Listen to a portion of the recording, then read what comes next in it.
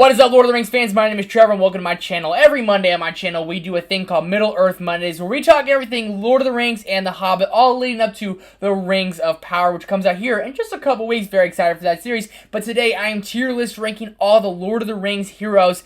I'm very excited for this one. I haven't done this about 2 years ago. It was fun then. It's going to be even more fun now. We have about 17 heroes on this list. Let me know your ranking down below in the comments section. Hit the like button, subscribe button. Let's hop into these tiers. Starting off with our tiers, we have amazing, then we have great, then we have good, then we have meh, then we have bad. These characters are in no particular order, because I don't think you can put characters in order. First up, we have Samwise Gamgee. Samwise the Brave. I'll be real with you. He's my favorite Lord of the Rings character going in the amazing tier. He's there to accompany Frodo on his journey, not let him get lost. And I love Sam. Sean Astin plays this character so greatly. This is what I know Sean Astin from. He's fantastic. He's so loyal. He's the best friend. And I'm going to Mordor alone. I know you are. And I'm coming with you. You're damn right you are, Samwise Gamgee. You're damn right.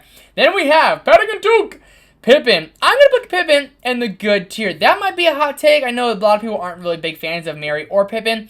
I enjoy Pippin. I always have. I always thought he was funny. I always expected Pippin to bring that comedic relief, and he really did. And his journey, I mean, he goes on a crazy journey, has a great arc from the beginning. He's kind of the guy just trying to light fireworks and have a good time, be funny, and then he goes all the way to fight the Battle of Minas Tirith with Gandalf, and he just goes a long way. He learns a lot, and his journey is crazy. I think Pippin is a good character, and he sings that song so beautifully in Minas Tirith with Denethor, and he chews that cherry, strips down right there. It's terrible. It's awful. Then we have Faramir.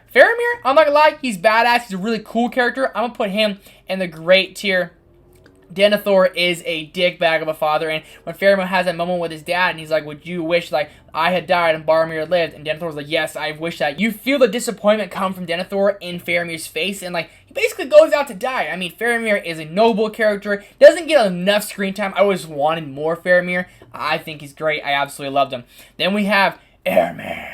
To the king! Faramir, to me, is one of the coolest characters in Middle-earth history, and I rewatched these movies recently, and again, he hits on that. Doesn't have nearly enough screen time, but Carl Urban, I know him now from The Boys, but I knew him first from Faramir, one of the coolest characters inside the Lord of the Rings universe.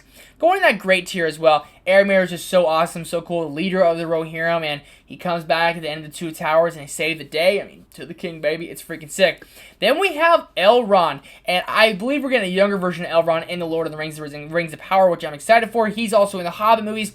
But Elrond isn't in these movies nearly enough. Do I still think he's a good character? I do, but I like Faramir and Faramir just a little bit more. That's why they're in a tier above, and he's in a good tier. Still a good character, very, very good. Let's go in the good tier. Then we have Haldir. We only get a little glimpse of Haldir in the Battle of Helm's Deep, and he goes there, he brings the army, helps out a bunch, and he dies. He, like, literally dies, and he falls right on Aragorn's shoulder, and it's kind of sad. I'm going to put Haldir in the meh tier, and it's not because I don't like this character. I actually do. I want to put him in a good tier, but I like Pippin and Elrond just a little bit more, so they're above Haldir. He's meh because he showed up to die, and it's sad, but, like, he's still badass. He's still cool. That's all there is to it. Come on. Then we have Eowyn. I am not a man. I'm gonna put Eowyn in the great tier, man. She kills the Witch King. It was awesome. It was damn good.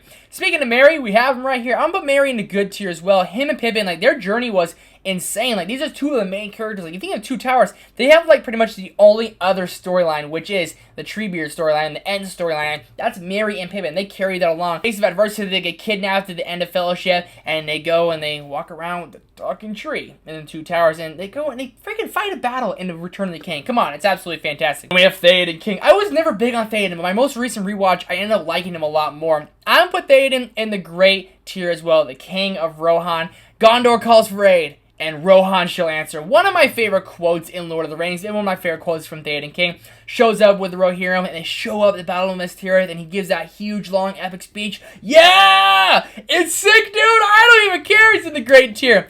Then we have the man, the myth, the legend, Frodo Baggins. And Frodo, quite frankly, bothers me, right? But by default, he's going in the amazing tier. I mean, he takes on the ring as the ring bearer for this movie and for the Fellowship and, like, basically for everyone, for Middle-earth. So he has to go in the amazing tier. Certain things about Frodo bother me, especially when he kicks Sam away. Go ham, Sam. We don't... Go ham, Sam. Go home, Sam. We don't need you anymore. He gets corrupted by Gollum and the ring, and you can see it taking that toll on him, but he's still an amazing character, still has lots of awesome things. But, I mean, in the Fellowship, he's getting stabbed left and right. It's like, Frodo, step your game up, son. But Still an amazing character. Then we have Aragorn, arguably my favorite character, right next to Samwise Gamgee. The Strider's going in the amazing tier. You talk about the most noble, heroic, awesome guy. And in the Fellowship of the Ring, you just know him like, oh, he's one of them Rangers when they're at the Prancing Pony. And like, he thinks he's just a Ranger. He goes by Strider. But in reality, he is the rightful heir to Gondor. And we find that out in the Fellowship of the Ring. And I mean, it's awesome. Return of the King is my favorite movie of all time. And Aragorn returning as the king. Oh my gosh, my friends. You bow to no one. There's no cooler, better characters than Aragorn in probably cinematic history. And I take back Samwise. Aragorn's number 1, Samwise number 2. Changed on the spot. Then we have Legolas, who is so loyal and noble to Aragorn, going in that amazing tier as well. And I'm going to put Gimli, pair him with them, because these two's banter back and forth is what makes these two awesome. Make this series kind of have a comedic relief and just have that little like friendship banter back and forth that we can look forward to. Legolas and Gimli in that amazing tier. Legolas, 2 already. I'm on 17. I won't have any pointy-eared elf outscoring me. It's great. It's hilarious. It's fun. You're going to have to trust me.